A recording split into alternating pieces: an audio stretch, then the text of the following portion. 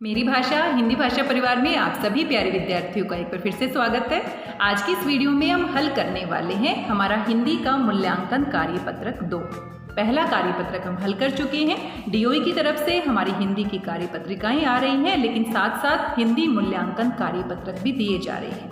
ये हमारा दूसरा कार्यपत्रक है। आइए इसको देखते हैं। पहला जो हमारा कार्यपत्रक था उसमें बहुवैकल्पिक प्रश्न दिए गए थे, मल्टीपल चॉइस क्वेश्चंस दिए गए थे। कुल 10 प्रश्न आपको मिले थे, लेकिन यहाँ पर थोड़ा सा पैटर्न बदल दिया गया है। आप देख सकते हैं यहाँ पर कुल आपका 20 अंक का ये कार्यपत्रक है, जो कि आपको 7 अगस्त को मिलने वाला है और ये आपका अपठित गद्यांश के ऊपर आधारित है। क्योंकि डीओई की तरफ से जितनी भी कार्यपत्रिकाएं आई हैं, आप देख सकते हैं 1 से लेकर 14 तक की कार्यपत्रिकाएं जारी कर दी गई हैं और ये सभी अपठित गद्यांश या अपठित पद्यांश पर आधारित है। और आप अच्छे से जानते हैं कुल 10 अंक के प्रश्न पूछे जाने वाले हैं। जो आपका सेमेस्टर 1 का पेपर होगा, 5 अंक आपके अपठित गद्यांश से आएंगे और 5 अंक आपके अपठित पद्यांश से आएंगे। तो इसी बहाने कार्यपत्रिकाओं के बहाने आपकी अच्छे से तैयारी हो जाती है। 10 अंक के लिए आप यहाँ से तैयारी कर सकते हैं। आइए बिना देरी किए हुए हल करते हैं आज का मूल्यांकन कार्यपत्रक।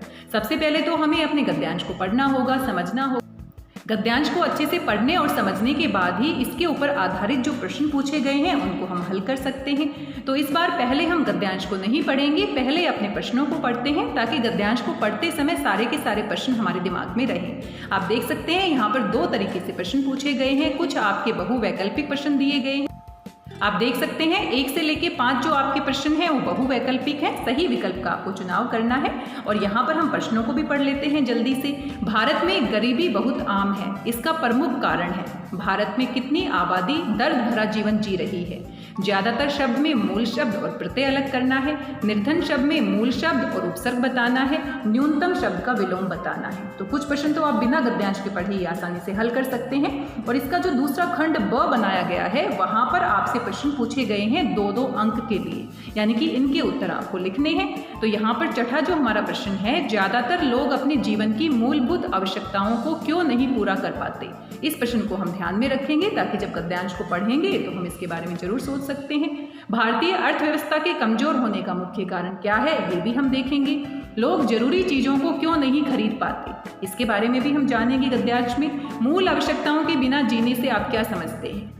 निर्धनता का मुख्य कारण आप क्या मानते हैं। तो ये आपके 2-2 अंक के खंड ब से आपके प्रश्न पूछे गए हैं। आगे आपका दिया गया है, यहाँ पर एक गतिविधि भी दी गई है, जो कि आपके 5 अंक के लिए दी गई है। आप देख सकते हैं गतिविधि में निर्धनता का मुख्य कारण आप क्या मानते हैं, यानी कि आपको सोचना है कि निर्धनता और गरीबी का मुख्य कारण क्या है, इसे कैसे दूर किया जा सकता है। क्या आपके पास इस समस्या का कोई समाधान है। अगर आपको लगता है कि गरीबी को इस तरीके से दूर किया जा सकता है, अपने माता पिता मित्रों से चर्चा कर अपने सुझाव लिखिए। आपने इस गतिविधि का उत्तर खुद अपने शब्दों में लिखना है कि किस तरीके से कोई समाधान आपके दिमाग में अगर आता है, जिसके बारे में आप सोचते हैं जिससे हम गरीबी को दूर कर सकते हैं, उसी के बारे में आपने इस गतिविधि में लिखना है। और कितने हिसाब से लिखना है, 5 अंक के हिसाब से लिखना है। सभी प्रश्नों को पढ़ने के बाद आइए अपने गद्यांश पर वापस चलते हैं और गद्यांश को पूरा अच्छे से पढ़ते हैं, समझते हैं। क्योंकि जब तक हम इसको अच्छे से नहीं पढ़ेंगे, नहीं समझेंगे, तब तक इन प्रश्नों को हम अच्छे से हल नहीं कर पाएंगे। तो यहाँ पर आप देख सकते हैं ये हमारा अपठित गद्यांश है। आइए गद्यांश को पढ़ लेते हैं, समझ लेते हैं। भारत में गरीबी बहुत आम है, यानी गरीबी के बारे में बात की जा रही है, क्योंकि ज़्यादातर लोग अपने जीवन की मूलभूत आवश्यकताओं को भी पूरा नहीं कर सकते हैं। मूलभूत आवश्यकताएं क्या होती हैं, बेसिक जो नीड्स होती हैं, आधारभूत आवश्यकताएं होती हैं। और एक व्यक्ति को क्या चाहिए, रोटी चाहिए, कपड़ा चाहिए और मकान चाहिए। हम कहते हैं ना, रोटी, कपड़ा और मकान, ये तीनों हमारी आधारभूत आवश्यकताएं हैं। रोटी, कपड़ा और मकान। अगर किसी व्यक्ति को ये तीनों वस्तुएं मिल जाती हैं, तो इसका मतलब वो गरीब नहीं है, उसको 2 वक्त की रोटी मिल रही है। किसी भी व्यक्ति के पास, अगर उसके पास रोटी है 2 वक्त की, अगर उसके पास कपड़े हैं, मकान है, तो हम उसको बहुत गरीब नहीं कह सकते हैं। उसी व्यक्ति को हम गरीबी रेखा के नीचे रखते हैं, जो ये तीनों मूलभूत आवश्यकताओं को पूरा नहीं कर पाते। यहाँ भारत में गरीबी बहुत आम है। यहाँ पर जनसंख्या का एक विशाल भाग यानी कि बहुत बड़ा जो हिस्सा है वो क्या है, निरक्षर है, उनको शिक्षा नहीं मिल पाती, वो भूखे हैं और बिना घर के जीने को मजबूर है, यानी कि उनकी जो मूलभूत आवश्यकताएं हैं वो पूरी नहीं हो पा रही हैं। इसी कारण से वो गरीब हैं, गरीबी रेखा के नीचे आते हैं। भारतीय अर्थव्यवस्था के कमजोर होने का यही मुख्य कारण है। भारत की जो अर्थव्यवस्था है वो अगर कमज़ोर है तो वो इसी कारण से है क्योंकि यहाँ के ज़्यादातर लोगों की जो आधारभूत आवश्यकताएं हैं वो पूरी नहीं हो पा रही हैं, रोटी कपड़ा मकान तक नहीं जुटा पा रही है।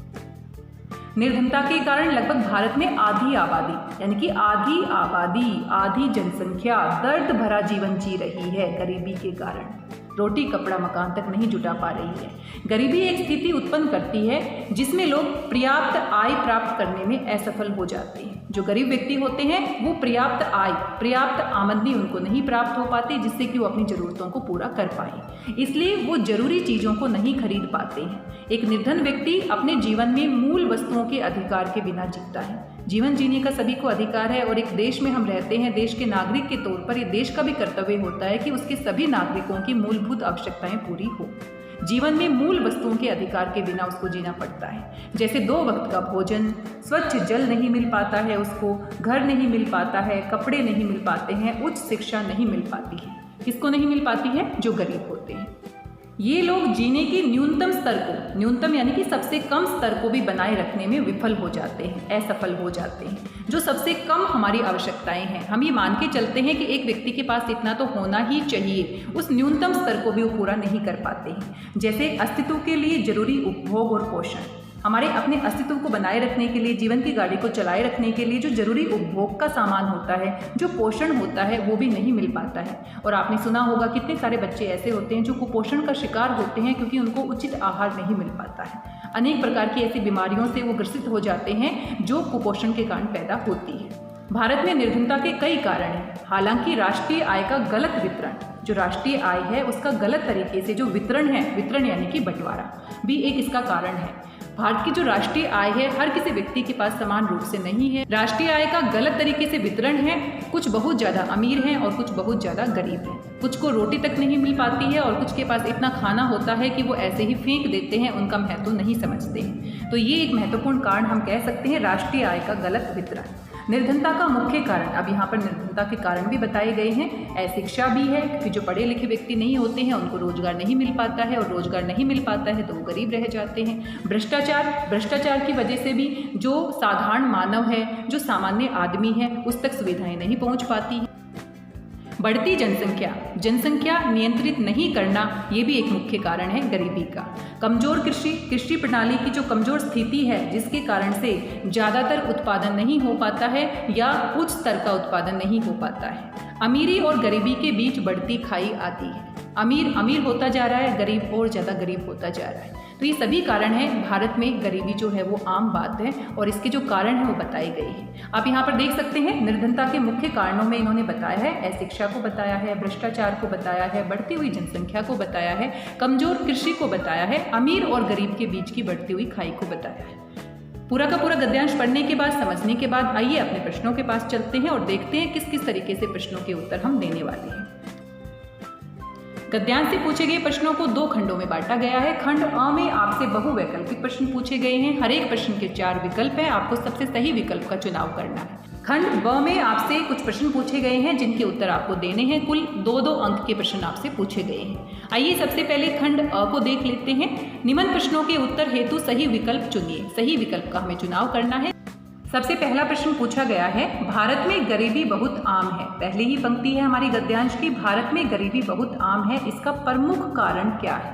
तो 4 विकल्प हमें दिए गए हैं। सबसे पहले है निर्धनता तो गरीबी को ही हम कहते हैं, बेरोजगारी, अनियंत्रित जनसंख्या और अशिक्षा। इन सभी विकल्पों में से सबसे सही विकल्प के साथ हमें जाना है। अगर गद्यांश की बात करें तो गद्यांश के पास आप देख सकते हैं अंतिम पंक्ति में क्या बताया गया है।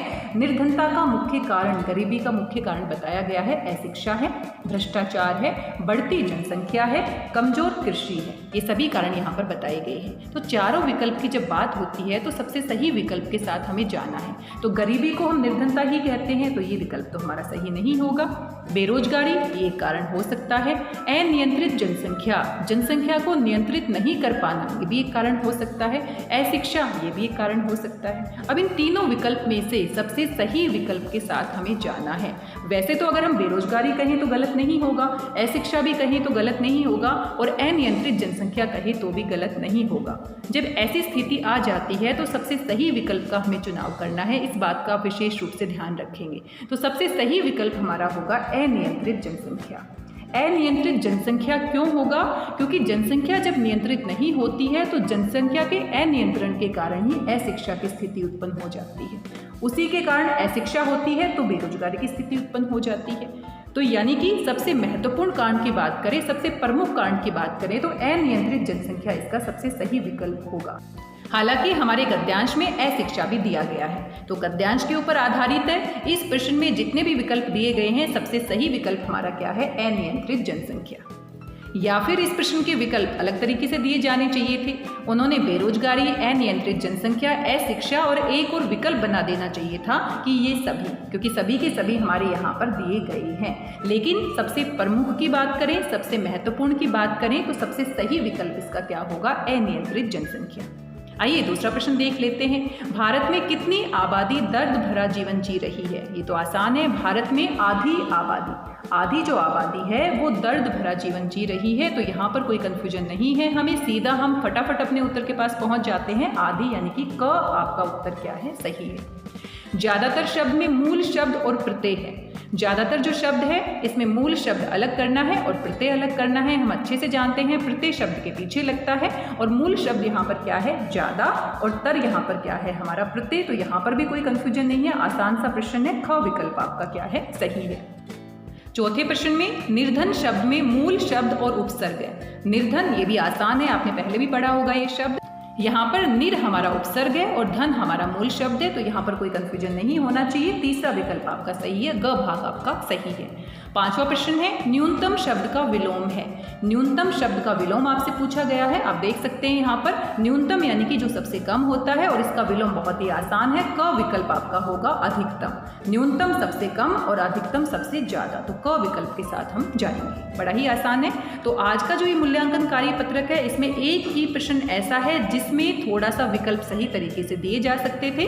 अदरवाइज जो भी प्रश्न आपके दिए गए हैं बड़े ही आसान है, आप बड़े आसानी से कर सकते हैं। दोबारा से मैं आपका कंफ्यूजन क्लियर कर देती हूँ, क्योंकि काफ़ी बच्चे पूछते हैं कि मैडम इस प्रश्न का उत्तर आपने गलत बताया है। जैसा कि मूल्यांकन कार्य पत्रक 1 में बहुत सारे बच्चों ने मैसेज किए थे, लेकिन मैंने उन्हें यही कहा था बेटा कि जितना अनुभव हम रखते हैं, जो प्रश्न होते हैं उनको सही तरीके से सही विकल्प के साथ दिया जाना चाहिए। पिछले कार्य पत्रक में 2 या 3 प्रश्न ऐसे थे जिनमें विकल्प सही नहीं दिए गए थे। तो सबसे सही विकल्प की हम बात करेंगे तो पहला प्रश्न आप कह सकते हैं यहाँ पर थोड़ा सा अजीब तरीके से दिया गया है, लेकिन फिर भी जैसा दिया गया है उसके हिसाब से सबसे बेस्ट उत्तर के साथ हमें चारों विकल्प में से सबसे सही विकल्प के साथ जाना है। और सबसे सही विकल्प हमारा है अनियंत्रित जनसंख्या। इसमें आपको कोई दुविधा या शंका नहीं होनी चाहिए, क्योंकि अनियंत्रित जनसंख्या के कारण ही अशिक्षा उत्पन्न होती है, अशिक्षा के कारण ही फिर बेरोजगारी उत्पन्न होती है।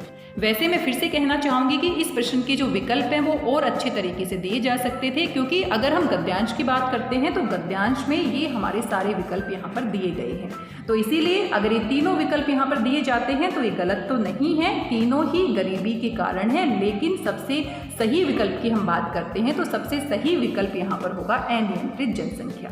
तो यहाँ पर आपको परेशान होने की जरूरत नहीं है, सबसे सही विकल्प आपका क्या है? अनियंत्रित जनसंख्या। बाकी जो दूसरा हमारा प्रश्न है बड़ा ही आसान है, इसमें किसी को कोई कंफ्यूजन नहीं होना चाहिए। आधी आबादी की बात की गई है। तीसरे में हमारा बहुत ही आसान है, ज्यादा हमारा मूल शब्द है और तर हमारा क्या है? प्रत्यय है। ख विकल्प सही है। निर्धन में ये भी बड़ा ही आसान है, निर हमारा उपसर्ग है और धन हमारा क्या है? मूल शब्द है। और न्यूनतम का विलोम शब्द पूछा है, उल्टे अर्थ वाला शब्द पूछा है, तो न्यूनतम सबसे कम और अधिकतम सबसे ज्यादा। ये पांचों प्रश्न आप हल कर लेंगे। आइए खंड ब की तरफ बढ़ते हैं और खंड ब में आपको प्रश्नों के उत्तर खुद से देने हैं, जैसा कि आपने गद्यांश पढ़ा है उसके ऊपर आधारित होने चाहिए। तो प्रश्न संख्या 6 को अगर हम देखते हैं तो आपने 2 नंबर के हिसाब से अपना प्रश्न यहाँ पर लिखना है। और क्या प्रश्न पूछा गया है आप देख सकते हैं यहाँ पर, ज्यादातर लोग अपने जीवन की मूलभूत आवश्यकताओं को क्यों नहीं पूरा कर पाते? क्यों नहीं पूरा कर पाते? क्योंकि हम यहाँ गद्यांश में देख सकते हैं कि भारत में गरीबी बहुत आम है। ज़्यादातर लोग अपने जीवन की मूलभूत आवश्यकताओं को पूरा नहीं कर पाते। क्यों नहीं कर पाते? क्योंकि भारतीय अर्थव्यवस्था क्या है, बहुत ही कमज़ोर है। भारतीय अर्थव्यवस्था इतनी कमज़ोर है कि हर व्यक्ति को ये सारी की सारी आवश्यकताएं जो हैं उसकी पूरी नहीं कर पाती हैं। लोग क्या हैं, निरक्षर हैं, लोग भूखे हैं और बिना घर के हैं। इसी कारण से ज़्यादातर लोग अपनी मूलभूत आवश्यकताओं को पूरा नहीं कर पाते। तो इस प्रश्न का उत्तर आप कैसे लिखेंगे? आप यहीं से अपना उत्तर बना देंगे। ज़्यादातर लोग अपने जीवन की मूलभूत आवश्यकताओं को पूरा नहीं कर पाते क्योंकि उनको रोटी, कपड़ा और मकान तक की सुविधाएं नहीं मिल पाती हैं। और इस समस्या का मुख्य कारण भारत की अर्थव्यवस्था है। भारत की अर्थव्यवस्था मजबूत न होने के कारण ये समस्याएं आती हैं। 2 नंबर के हिसाब से लिखना है तो अच्छे से विस्तार से आपने इसको लिखना है। आइए दूसरा प्रश्न देख लेते हैं। भारतीय अर्थव्यवस्था के कमजोर होने का मुख्य कारण क्या है? अब भारतीय जो अर्थव्यवस्था है वो कमजोर क्यों है? कमजोर है इसकी वजह से तो हमारे पास ये सारी समस्याएं आ रही हैं। भारतीय अर्थव्यवस्था कमजोर क्यों है? क्योंकि यहाँ पर जनसंख्या अनियंत्रित है। ज़्यादातर जनसंख्या का जो विशाल भाग है वो निरक्षर है, पढ़ा लिखा नहीं है, भूखा है और बिना घर के। और अनियंत्रित जनसंख्या के कारण ही भारत की अर्थव्यवस्था क्या है, कमजोर है। अगर जनसंख्या को नियंत्रित कर दिया जाता है तो भारत की अर्थव्यवस्था भी धीरे धीरे मजबूत बन जाती है। तो इस प्रश्न के उत्तर में आप क्या लिखेंगे? भारतीय अर्थव्यवस्था के कमजोर होने का मुख्य कारण यहाँ की अनियंत्रित जनसंख्या है। अनियंत्रित जनसंख्या होने के कारण ज़्यादातर आबादी के पास रोटी, कपड़ा और मकान तक की मूलभूत आवश्यकताएं नहीं है। ना ही उनको रोटी मिल पाती है 2 वक्त की, ना ही उनको अच्छे से कपड़े मिल पाते हैं और ना ही अच्छा मकान उनको मिल पाता है। इसी कारण से भारतीय अर्थव्यवस्था कमजोर है। तो ये दोनों ही जो प्रश्न है आपने देखा, दोनों प्रश्नों के जो उत्तर है वो एक दूसरे के ऊपर निर्भर करते हैं। क्योंकि जनसंख्या ज़्यादा है इसके कारण अर्थव्यवस्था क्या है, कमजोर। और अर्थव्यवस्था कमजोर है, सभी के सभी लोगों का ध्यान नहीं रख पाती है। इसी कारण से अशिक्षा और बेरोजगारी की समस्याएं भी उत्पन्न हो रही हैं। तो एक दूसरे की पूरक होती हैं जनसंख्या और भारतीय अर्थव्यवस्था। अगर भारतीय अर्थव्यवस्था सही तरीके से काम करती है तो लोगों को उनकी आधारभूत आवश्यकताएं पूरी की जा सकती हैं। लेकिन जनसंख्या अगर नियंत्रण में नहीं है तो अर्थव्यवस्था भी वहां पर असफल हो जाती है। तीसरा प्रश्न देख लेते हैं। लोग जरूरी चीज़ों को क्यों नहीं खरीद पाते हैं? लोग जरूरी चीज़ों को इसलिए नहीं खरीद पाते हैं क्योंकि उनके पास बेरोजगारी है, उनके पास गरीबी है, रोजगार के कोई साधन नहीं है। गरीब लोगों के पास आमदनी का कोई साधन नहीं है और इसी कारण से वो जरूरी चीज़ों को भी नहीं खरीद पाते हैं। इस तरीके से आप इस प्रश्न का उत्तर लिखेंगे। अगला प्रश्न है, मूल आवश्यकताओं के बिना जीने से आप क्या समझते हैं? मूलभूत हमारी आवश्यकताएं होती हैं रोटी, कपड़ा और मकान। मूल आवश्यकताओं के बिना जीना यानी कि जो व्यक्ति 2 वक्त की रोटी नहीं खा पाता है, एक अच्छे से घर में नहीं रह पाता है और ढंग से कपड़े नहीं पहन पाता है, वो मूलभूत आवश्यकताओं के बिना जीवन जी रहा होता है। इसका अर्थ यही है। यही आपने बताना है कि इसका मूल अर्थ क्या है। प्रश्न संख्या 10 है, निर्धनता यानी गरीबी का मुख्य कारण आप क्या मानते हैं? गद्यांश में तो हमने देखा है, लेकिन आप अपने विचार के हिसाब से इसे क्या मानते हैं ये आपने बताना है। तो गद्यांश में हमें बताया गया था अनियंत्रित जनसंख्या, भ्रष्टाचार, अशिक्षा, अमीरी गरीबी के बीच की जो खाई है, उन सभी कारणों से निर्धनता धीरे धीरे बढ़ रही है। अगर जनसंख्या को नियंत्रित कर दिया जाता है तो लोगों को शिक्षा के अधिकार भी मिलेंगे, शिक्षा के अधिकार के साथ साथ लोगों को रोजगार भी मिलेगा और भ्रष्टाचार को खत्म कर दिया जाता है तो धीरे धीरे जो ये गरीबी आम समस्या बनती जा रही है इसको दूर किया जा सकता है। भारत की अर्थव्यवस्था को मजबूत किया जा सकता है। तो निर्धनता के जो भी कारण आपके दिमाग में आ रहे हैं आप अपने विचार भी यहाँ पर लिख सकते हैं। और किस हिसाब से लिखना है? 2 अंक के हिसाब से आपने अपने प्रश्न का उत्तर लिखना है। आशा करती हूँ सभी प्रश्नों को आप लिख पाएंगे, समझ गए होंगे, आसान है। आगे आपको एक गतिविधि दी गई है, आप देख सकते हैं। प्रश्न संख्या 11 में आपको एक गतिविधि दी गई है, एक्टिविटी दी गई है। निर्धनता का मुख्य कारण आप क्या मानते हैं? अब आपको अपने विचारों को यहाँ पर अभिव्यक्त करना है। इसे कैसे दूर किया जा सकता है और क्या आप विचार रखते हैं, क्या समाधान आप रखते हैं जिनको अपनाने से हम इस निर्धनता को, इस गरीबी को दूर कर सकते हैं, उसी के बारे में आपने यहाँ पर लिखना है। जहाँ पर इस तरह की गतिविधियाँ दी जाती है, इस तरह के प्रश्न पूछे जाते हैं जहाँ पर आपको अपने विचार लिखने होते हैं, अपनी बातों को लिखना होता है, तो कुछ बच्चे कहीं ना कहीं उनको लगता है हम कैसे लिखेंगे। तो इस तरह के प्रश्नों के उत्तर आपके पास ही होते हैं, बल्कि ये ऐसे प्रश्न होते हैं जिनके उत्तर किसी किताब में या किसी गाइड में नहीं होते हैं, बल्कि आप खुद से सोचकर लिख रहे होते हैं। और हर किसी बच्चे के पास इतने अच्छे विचार होते हैं, इतनी अच्छी समस्याओं के समाधान उनके पास होते हैं, बस लिखने की देरी होती है। तो आपको अपने विचारों को लिखना है, अभिव्यक्त करना है, कहीं ना कहीं अपने आप को पीछे नहीं धकेलना है। इस बात का आपको विशेष रूप से ध्यान रखना है।